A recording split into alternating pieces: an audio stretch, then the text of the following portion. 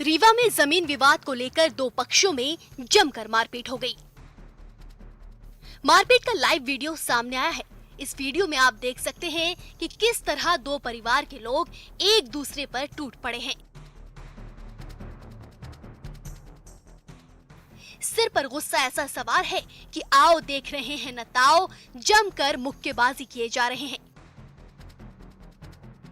क्या पुरुष और क्या महिलाएं, सभी हाथापाई में शामिल हैं।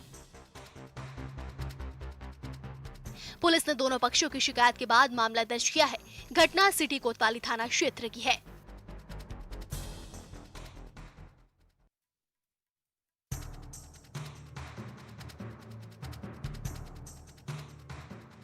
डिंडौरी जिले में मवेशी चोरी के आरोप में एक युवक के साथ बेरहमी से मारपीट का मामला सामने आया है। घटना का वीडियो सोशल मीडिया पर तेजी से वायरल हो रहा है। यह 2 दिन पहले यानी कि 18 अक्टूबर का शाहपुर थाना क्षेत्र अंतर्गत फड़की ग्राम का बताया जा रहा है, जिसमें आप देख सकते हैं कि एक युवक के दोनों हाथ पीछे की तरफ बांधकर उसे लात घूंसों से पीटा जा रहा है।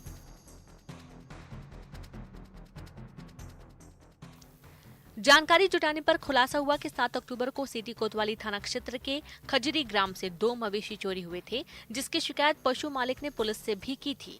तभी उसे पता चला कि अज्ञात चोर ने उसके मवेशी फड़की ग्राम में किसी को बेच दिए हैं। वह कुछ लोगों के साथ फड़की ग्राम पहुंचे और स्थानीय लोगों को पूरी बात बताई। मौके पर उस युवक को बुलाया गया और जमकर पिटाई की गई। मवेशी बरामद होने के बाद कथित चोर को पुलिस के हवाले न करते हुए आपसी सहमति से समझौता कर लिया गया।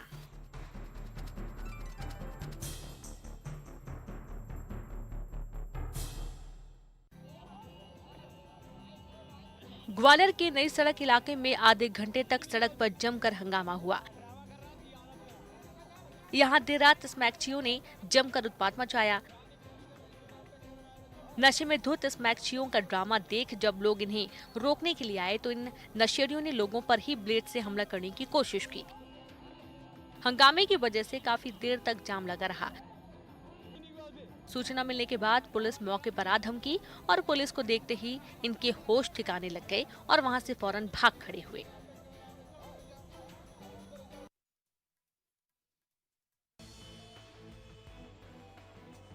जशपुर में कपड़े की दुकान से भीख मांगने वाली महिला ने चोरी की घटना को अंजाम दिया। घटना पत्थलगांव थाने के बर्फ फैक्ट्री गली की है, जहां भीख मांगने के बहाने पहुंची महिला ने कपड़े की दुकान से मोबाइल पर हाथ साफ कर दिया। चोरी की यह घटना सीसीटीवी में कैद हो गई। इसमें आप देख सकते हैं कि कैसे ये शातिर महिला दुकान में पहुंचती है और बड़ी चालाकी से मोबाइल लेकर फरार हो जाती है। मामले में पुलिस ने आरोपी महिला और एक अन्य युवक को गिरफ्तार किया है।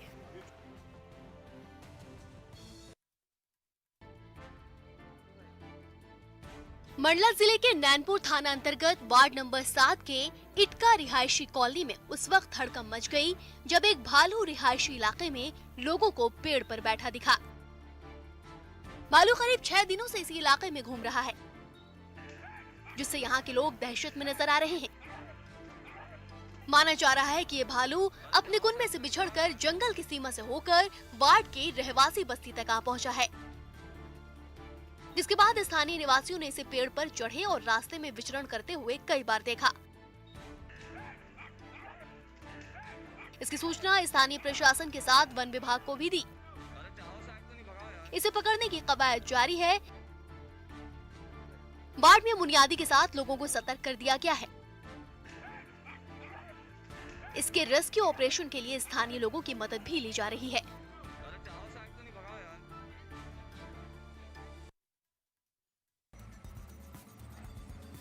रतलाम में प्रशासन भूमाफिया के खिलाफ बड़ा अभियान चलाने की तैयारी में है और साफ कर दिया है कि अब भूमाफिया की खैर नहीं।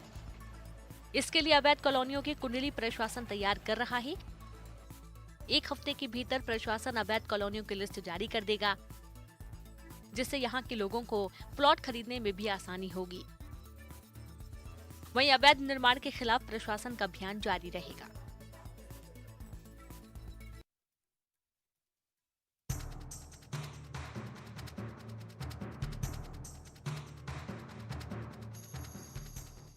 सूरजपुर के प्रतापपुर वन परिक्षेत्र में हाथियों की मौजूदगी से लोगों में दहशत का माहौल है। वन परिक्षेत्र के बंशीपुर जंगल में लगभग 9 हाथियों का दल विचरण कर रहा है। वन अमले के साथ ही ग्रामीण हाथियों को जंगल में भगाने के लिए दिन रात एक किए हुए हैं।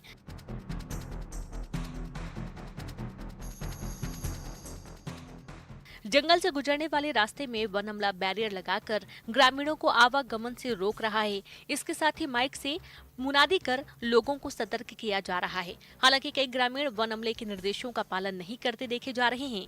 ये किसी भी हादसे को दावत दे सकता है। इसी का अंदेशा देखकर वन विभाग के लोग ग्रामीणों से उनकी अपील पर ध्यान देने के लिए कह रहे हैं। बता दें कि प्रतापपुर इलाके में बीते 2 महीने में कभी हाथियों की मौत तो कभी इंसानों पर हमले की खबर लगातार सामने आ रही है।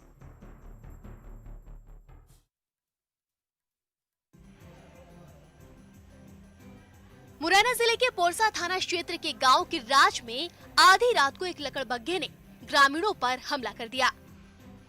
इस खतरनाक हादसे में 11 लोग घायल हो गए, जिसमें 3 की हालत नाजुक भी हो गई।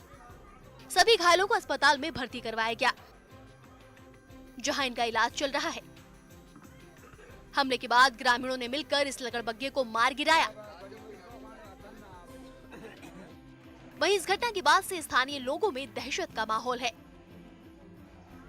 इनका कहना है कि इस तरह के जंगली जानवर कभी भी हमला कर सकते हैं। इस पर वन विभाग को ध्यान देना चाहिए।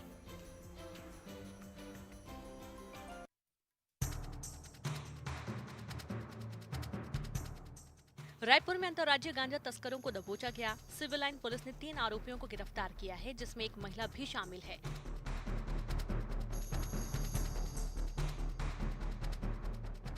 गिरफ्तार हुए 2 आरोपी उत्तर प्रदेश के बताए जा रहे हैं, जिनके पास से 23 किलो गांजा बरामद हुआ है। जानकारी के मुताबिक ये 4 पहिया वाहन से गांजे की खेप उड़ीसा से उत्तर प्रदेश लेकर जा रहे थे।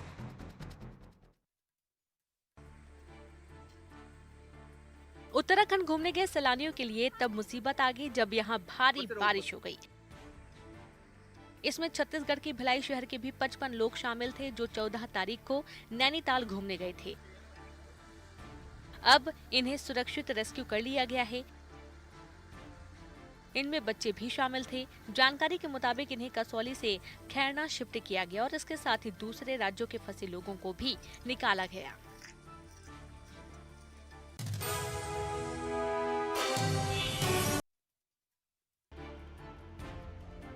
ग्वालियर में डेंगू की रफ्तार दिनों दिन बढ़ती ही जा रही है। जिले में डेंगू पीड़ितों का आंकड़ा 915 के पार पहुंच गया है, जबकि डेंगू पीड़ित बच्चों की संख्या अब जिले में 530 तक पहुंच गई है। पिछले 10 दिनों के आंकड़ों को देखें तो ये साफ नजर आता है कि जिले में डेंगू मरीजों की संख्या घटने के बजाय दिनों दिन बढ़ती जा रही है। जबकि स्वास्थ्य विभाग का ये दावा था कि डेंगू को कंट्रोल करने के लिए तमाम कदम उठाए जा रहे हैं, लेकिन नतीजे जो सामने आए हैं वो दावों से बिल्कुल उलट है।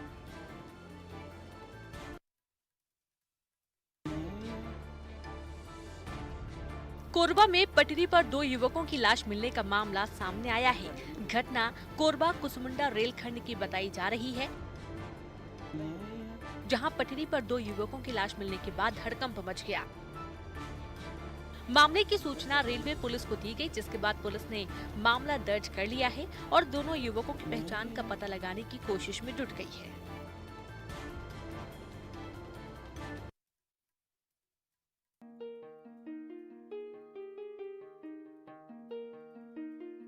कुपोषण के खिलाफ शुरू की गई जंग में बालोद जिले को बड़ी उपलब्धि मिली है।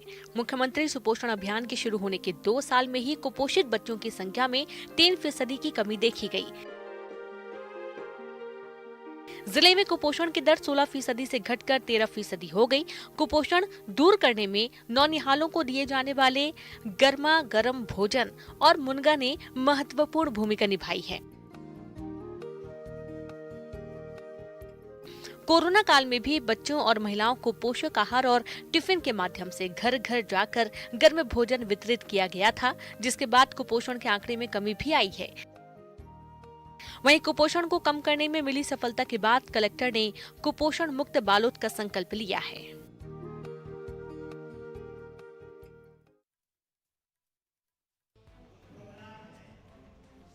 गरियाबंद में वन विभाग द्वारा लाख की खेती को बढ़ावा देने के लिए प्रशिक्षण शिविर का आयोजन रखा गया है।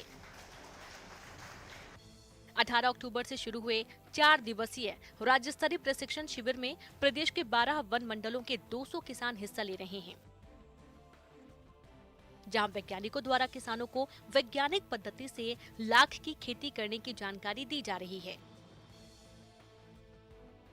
शिविर में पहुंचे अधिकारियों ने बताया कि यदि लाख की खेती को तकनीकी पद्धति से किया जाए तो यह किसानों के लिए मुनाफे का सौदा साबित हो सकती है।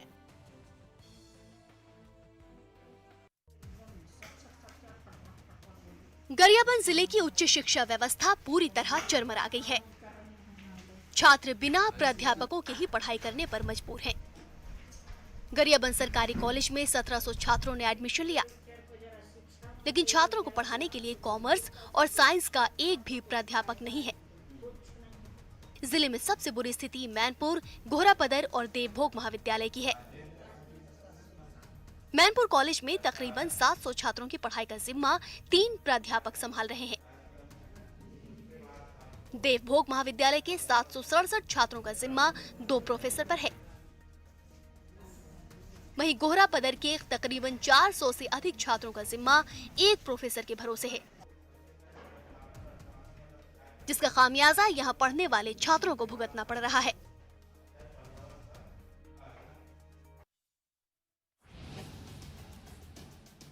मुंबई के आरे पुलिस स्टेशन के अंतर्गत आने वाले रॉयल पाम स्थित 7 स्टार होटल इंपीरियल पैलेस में सुरंग बनाकर चोरी करने के मामले ने सभी को चौंका दिया था। अब इस मामले में पुलिस ने न सिर्फ गैंग का खुलासा किया है, बल्कि गैंग के 2 सदस्यों को धर दबोचा है। पवई पाठक गैंग के इन 2 सक्रिय अपराधियों के पास से चोरी की 7 लाख की कीमत वाली इटली की बनी और पीतल की कटी हुई मूर्ति बरामद कर ली गई है। ये दोनों आरोपी होटल के पीछे वाली दीवार के अंदर से सुरंग बनाकर चोरी करते थे। ये मूर्ति को कटर से काटकर उसे आरे कॉलोनी जंगल में छिपाकर बेचने की तैयारी कर रहे थे। बता दें कि 12 अक्टूबर को पुलिस को 10 फीट ऊंची स्टैच्यू ऑफ रोमन योद्धा की पीतल की एंटीक मूर्ति अचानक गायब होने की शिकायत मिली थी।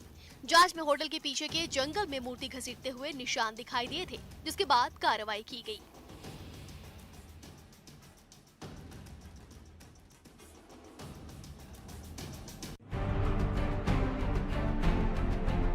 चीन से तनातनी के बीच भारतीय सुरक्षा व्यवस्था को चाक चौबंद करने के लिए अरुणाचल प्रदेश के तवांग के पास LAC पर L-70 एयर डिफेंस गन की तैनाती कर दी गई है।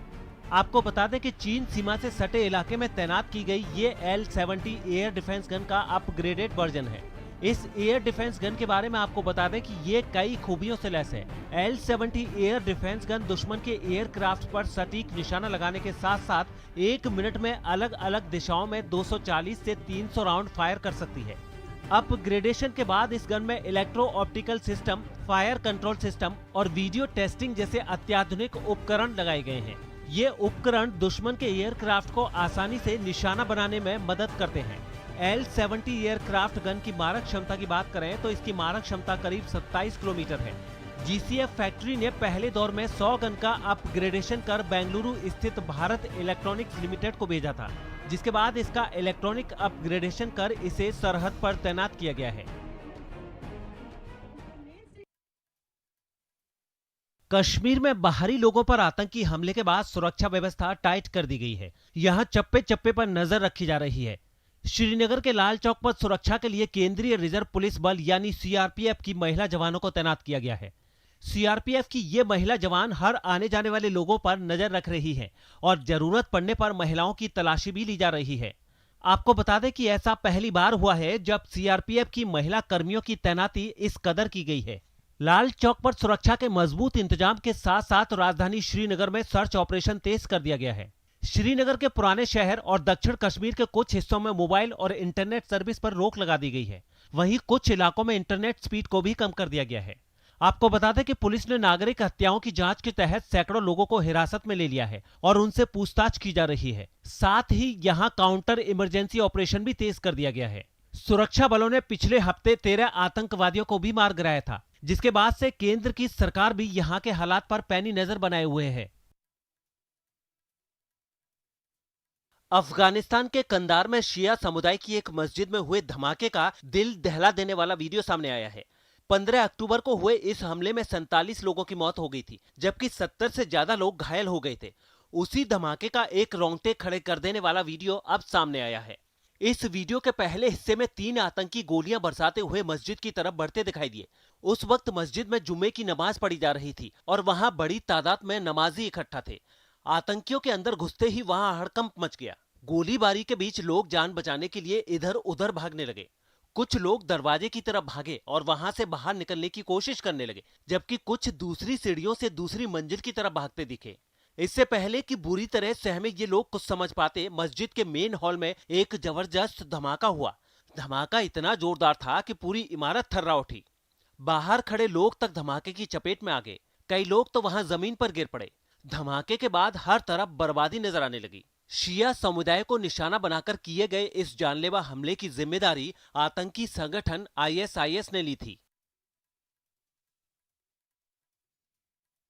यमन के मारिब प्रांत के लिए महीनों से छिड़ी कब्जे की लड़ाई खतरनाक मोड़ लेती जा रही है। अभी मारिब यमन की सुन्नी सरकार के हाथ में है, जबकि ईरान समर्थित शिया हूती विद्रोही उसे हथियाने के लिए आर पार की लड़ाई में लगे हुए हैं। आतंकियों के साथ इस लड़ाई में उन्हें मुंह तोड़ जवाब देकर यमन के सैनिक भी साफ कर चुके हैं कि उन्होंने भी कच्ची गोटियां नहीं खेली हैं। हूती विद्रोहियों को नाको चने चबाने के लिए यमन की सेना के लड़ाके मशीन गन से लेकर बम तक बरसाते दिखे। सेना की ओर से ताबड़तोड़ इतने विस्फोट किए गए कि उनकी कान फाड़ आवाज ने वीरान इलाके में पसरे सन्नाटे तक को चीर दिया। देखते ही देखते हूती विद्रोहियों के ठिकाने मिट्टी में मिल गए और वो जान बचाने के लिए कीड़े मकोड़ों की तरह भागते नजर आए।